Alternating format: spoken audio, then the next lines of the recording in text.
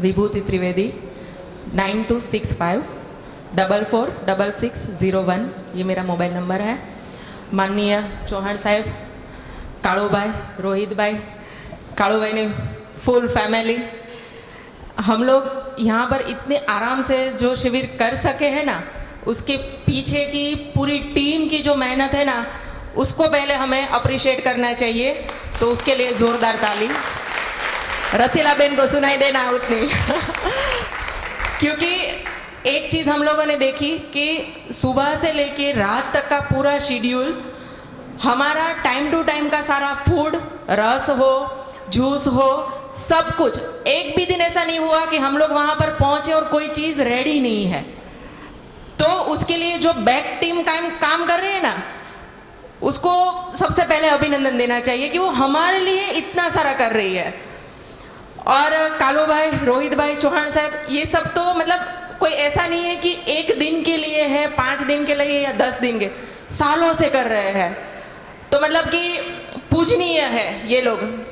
मेरी तो मतलब इतनी छोटी उम्र है कि मैं क्या बोलूँ इन लोगों के लिए, बस उनको वंदन कर सकती हूँ। क्योंकि ये काम जो करना और कंटिन्यू करना, ऐसा नहीं है कि 1 दिन 5 दिन, इतने सालों से कर रहे, इतने लोगों की सेवा कर रहे हैं, तो इतना सारा पुण्य इकट्ठा कर रहे हो आप लोग, उसके लिए धन्यवाद। आपका नाम नंबर बताया सर, विभूति त्रिवेदी। हाँ, दूसरा मेरी प्रॉब्लम तो बहुत सारी छोटी छोटी ऐसी इतनी सारी प्रॉब्लम थी, अभी भी थोड़ी बहुत तो है, थोड़ी बहुत क्योर हो गई। सबसे पहले तो चाय की बुरी आदत, क्योंकि सुबह में उठते ही पहले चाय चाहिए, उसके बाद कुछ भी काम होगा, वो पहले से ऐसी मेंटालिटी। तो और दूसरा, जब ऑफिस में जाके बैठेंगे तो स्टाफ को भी ये पता चल गया था कि मैडम आएंगे तो आधे घंटे में उनको चाय चाहिए, तो पहले चाय पिला दो। जब भी जाके ऑफिस में बैठती थी, 15-20 मिनट में वो मासी चाय का कप लेके आ जाती है, पानी भी नहीं, पहले तो चाय दिला देंगे ऑफिस में। तो मतलब इतनी हैबिट हो गई थी कि अगर टाइम पे चाय नहीं मिले ना, तो वो गुस्सा किसी ना किसी के ऊपर निकल जाता था। तो स्टाफ को भी पता चल गया था कि मैडम आए ना ऑफिस में तो पहले चाय पिला दो। दूसरा, शाम को 4 बजे से लेके 6 बजे के बीच में एक बार चाय चाहिए कंपलसरी। कहीं पे भी बाहर गए हो, कुछ भी काम हो, कुछ भी हो, चाय तो पीनी है। तो इतनी बैड हैबिट थी।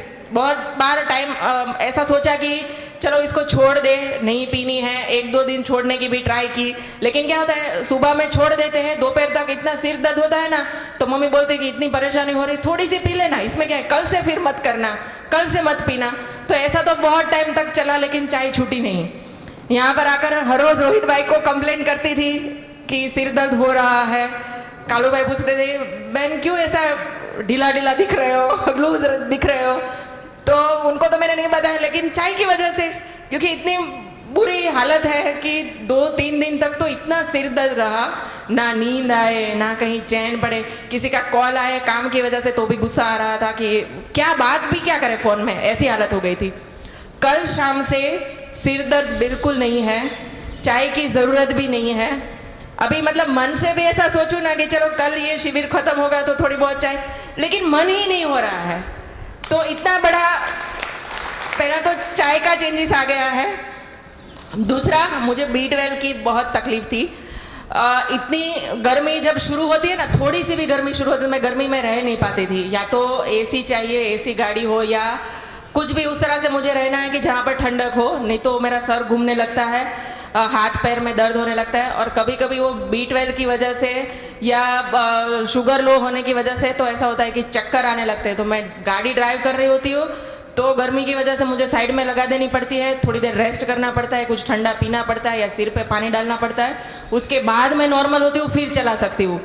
तो मतलब और इसके लिए तो मैंने क्या कुछ नहीं किया, कितने सारे पाउडर लिए, किसी ने बोला नाक में स्प्रे डालो, उससे B12 बढ़ता है, नाक में स्प्रे किया, किसी ने बोला वो मुंह में डालो, आँख में डालो, वो भी किया, दवाई ली, इंजेक्शंस तो इतने सारे। हर ये गर्मी की सीज़न में 30 से 35 तक मैं इंजेक्शन लेती थी अब तक। ये तो अभी गर्मी की सीज़न शुरू हुई तो सदनसीब है कि मैंने पहले ही शिविर कर लिया, तो अभी उसकी ज़रूरत नहीं पड़ेगी और अभी मैं लूँगी भी नहीं।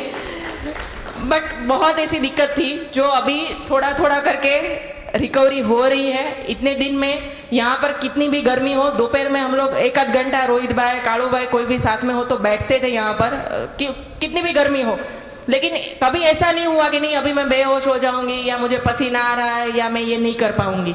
हम लोग जहाँ पर खाना खाते वहाँ पर भी गर्मी थी तो भी मैं मतलब उसको सहन कर पाती थी। इतना सिर्फ 3 दिन में चेंजेस आ गया है, तो वो मेरे लिए बहुत अच्छी बात है। बाकी यहाँ पर रहना, यहाँ का सारा अरेंजमेंट, आप लोगों के साथ जो परिवार की भावना, जो प्यार मिला है, उसकी तो क्या बात करें कि इतने दिन में ऐसा ही नहीं लगा कि नहीं परिवार से दूर हूँ या मेरे वर्क से मैं दूर हूँ, फैमिली से दूर हूँ। क्योंकि जितने भी लोग हैं ना, जितनी आंटी है जिन जिन के साथ बात करती हूँ, सब लोग बेटा कह के बुलाते हैं। कुछ भी बात हो कि इसको ये प्रॉब्लम है तो बोलते अरे बेटा चिंता मत करना, हो जाएगा। मतलब इतना मोटिवेट कर रहे हैं। मेरे काम के बारे में किसी के साथ बात किया तो उन्होंने इतना ब्लेसिंग दिया, मेरे सिर पे हाथ रखा, बोला कि नहीं बहुत अच्छा काम कर रही हो, आगे भी करना, ये करना, वो करना, सबने आइडियाज दिया। तो मतलब इतना इतना ग्रेट फील हुआ कि आज ये शिविर खत्म हो रहा है तो और ज़्यादा टाइम निकाल के लंबा करना चाहिए था, तो और सबके साथ रहने का मौका मिलता और जानने का मौका मिलता।